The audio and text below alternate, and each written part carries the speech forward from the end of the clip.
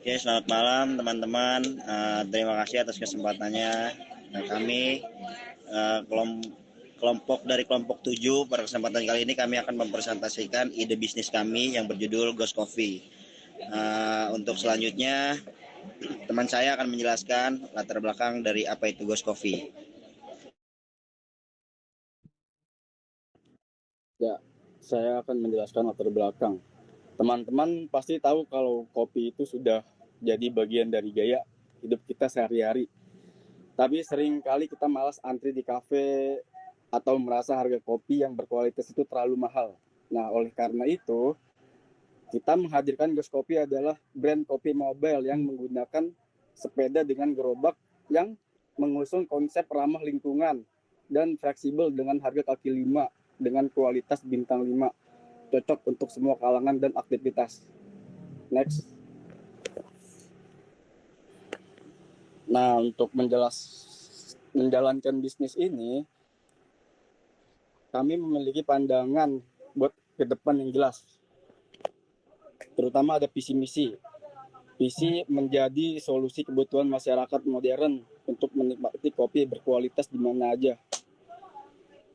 Dan ada misi. Di sini tuh ada 3 misi ya. Yang pertama menghadirkan produk yang berkualitas dengan harga terjangkau. Yang kedua, mengembangkan jangkauan kopi mobile di berbagai wilayah. Dan yang terakhir itu memberikan pelayanan yang cepat dan ramah dalam setiap transaksi. Oke, next selanjutnya akan dijelaskan sama teman saya. Oke, selanjutnya kita akan bahas tentang analisis SWOT.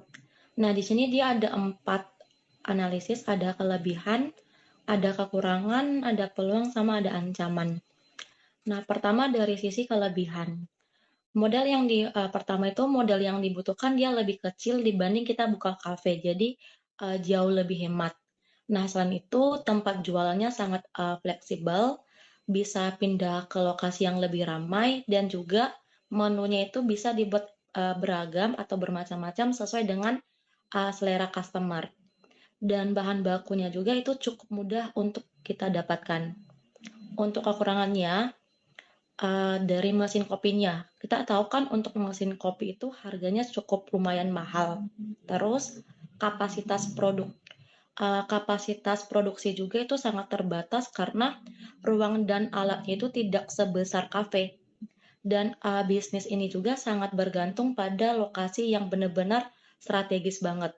Dan kalaupun misalnya alatnya rusak, nah biaya perbaikannya juga itu lumayan tinggi. Next-nya ke peluang. Nah, kalau peluangnya, sekarang kan kita tahu ya, untuk minat masyarakat terhadap kopi itu kan terus meningkat. Nah, konsep yang kita buat juga ini lumayan atau sedang tren juga, apalagi di kalangan anak muda ya. Jadi promosi lewat media sosial itu bisa banget membantu kita buat menarik pelanggan dengan biaya yang lebih murah, dan juga kalaupun bisnisnya bisa berkembang, itu juga ada peluang buat buka franchise. Dan terakhir itu juga ada ancaman. Nah, ancamannya itu dari segi persaingan bisnis kopi itu cukup tinggi, terus bahan bakunya juga bisa naik sewaktu-waktu, dan selain itu cuacanya juga bisa memengaruhi penjualan bisnis karena untuk kopi ini banyak mengandalkan pembeli yang datang langsung. Ditambah lagi kompetitor yang bisa menawarkan konsep atau produk yang lebih menarik. Next-nya dilanjut sama teman saya.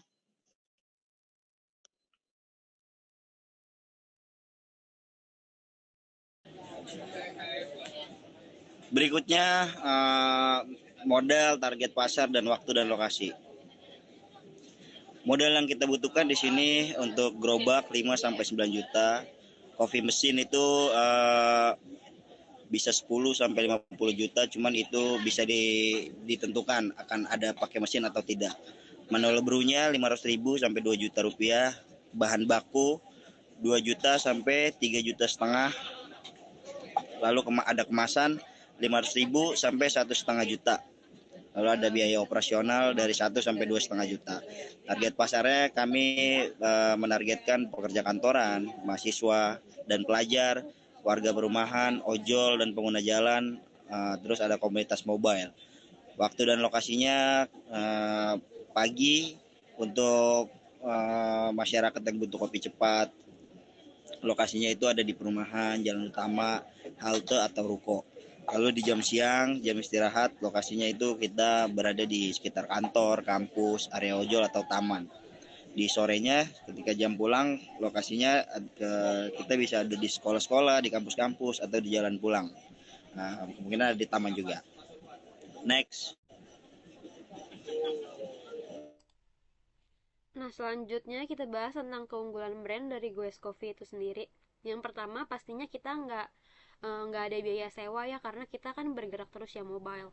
Yang kedua, kita juga ngikutin arusnya konsumen, jadi kita ngeliat nih mobilitas konsumen banyaknya ada di mana. Kita juga bisa buka pasar baru, yang berarti di mana tempat-tempat coffee shop yang punya toko itu nggak bisa jangkau tapi kita bisa jangkau. Terus yang ada selanjutnya pembelian inklusif dan kita pastinya dengan harga yang cukup terjangkau.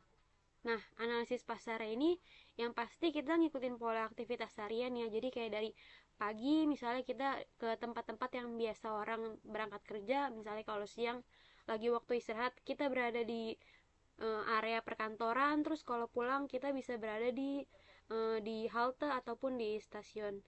Jadi kita juga menjangkau 3 segmen dalam sehari. Terus yang terakhir kita juga bisa menjangkau area non coffee. Kita bisa buka pasar baru. Jadi target pasar kita lebih luas daripada kafe-kafe pada umumnya. Next.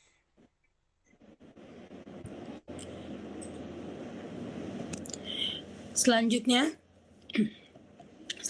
ada strategi pemasaran. Yang pertama itu ada strategi dari media sosial yang fokusnya itu ke awareness, engagement, dan konversi.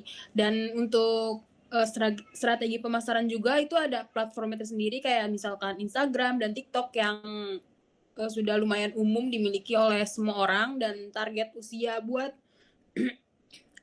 pemasaran ini untuk usia dari 17 sampai 30 tahun. Terus ada strategi konten juga. Strategi kontennya itu kayak awareness, engagement, promosi, dan juga real time. Terus ada juga kayak konten yang interaktif dan storytelling. Terus juga ada update lokasi dan live pembuatan kopi di lokasi tersebut. Terus ada juga jadwal dan ads itu iklan kayak misalkan di feed Instagram itu kayak bisa 3-4 kali per minggu. Terus di TikTok bisa sampai 4-6 kali per minggu. Terus kalau misalkan update di story itu bisa setiap hari. Terus juga ada iklan berbayar dan terus ada interaksi dan evaluasi kayak seperti balas DM dan komentar ada balas DM dan komentar, terus ada repost postingan pelanggan yang habis membeli kopi, terus ada monitor engagement dan penjualan.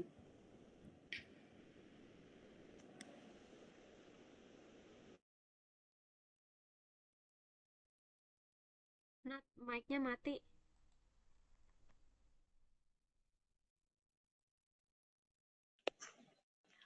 Oke, kesimpulannya dari hasil analisis yang sudah kami jelaskan, Goes Coffee ini punya peluang yang cukup bagus untuk dijalankan.